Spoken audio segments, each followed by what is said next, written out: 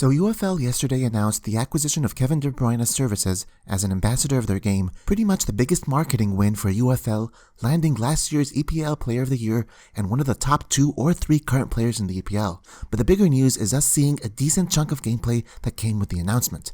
Now of course we'll be analyzing the real in-game footage announcement when it comes out next week, which came with its own very stylish announcement teaser trailer, which ironically contained no in-game footage of its own. So let's focus here on the in-game footage they included with the De Bruyne announcement. First of all, the player movement looks absolutely fluid and realistic. I'm not only talking about Kevin's very smooth fake to the left, but also the defender's response to it, which is very measured and realistic, a far cry from the super exaggerated momentum shifts of eFootball 2022, which I'm in the process of making a full review of. So be sure to subscribe here on KnightMD and get notified for when it's out. But here the defender is actually able to realistically stop, albeit a little late, which gives Kevin De Bruyne enough time to curl the ball into the net, which looks like a heavily assisted finesse shot, but again the creator of the game disappointingly didn't know what manual controls meant, and initially had to be explained what it was, for which he replied, "That sounds like cheating," which is the exact opposite of what manual controls are, which balances the real player skills with the abilities of the player he's controlling. Now let's talk a little about the ball physics here.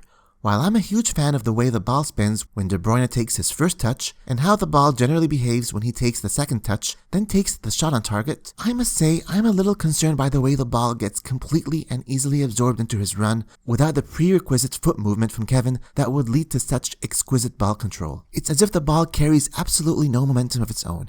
And it's a very FIFA thing to see in this trailer. Of course in FIFA, the ball zips between players like an entire game, and they immediately take perfect control of it. This is in complete contrast to the exquisite realistic ball physics of PES 2021, where you can see here the ball slowly drifting outside, so Carvajal controls it by applying a counter spin to try to keep it in play, which initially works a little, but you can see how it starts drifting again towards the sideline, following its stored potential energy from the original momentum driving it towards the sideline. But again, PES 2021 has some of the most realistic ball physics ever seen in a football game, so much that when the creator of UFL saw its footage, he thought it was just real footage with overlying pre-rendered graphics like Rush Football. Speaking of realistic graphics, 3D grass in a 2022 football game is a given at this point, and I'm glad to see it in UFL. The cloth physics in De Bruyne's shorts were quite beautiful to look at, better than I've seen in any PES game, but the jersey is way too rigid and very minimally moving in response to his movement, reminiscent of some of the older PES titles. That said, the most important visual aspect in a football game is lighting, and I must say I'm very confused by what's going on here. My initial thought seeing the stadium floodlights on, and the dark looking sky, and the general low brightness and contrast level was that this was a nighttime match.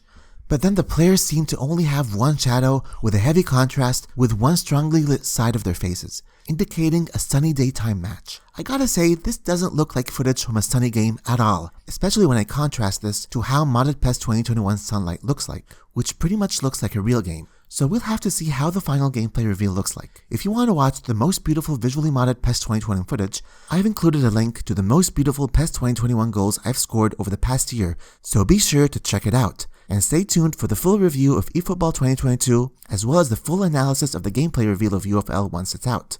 Thanks for watching, and I'll see you in the next one.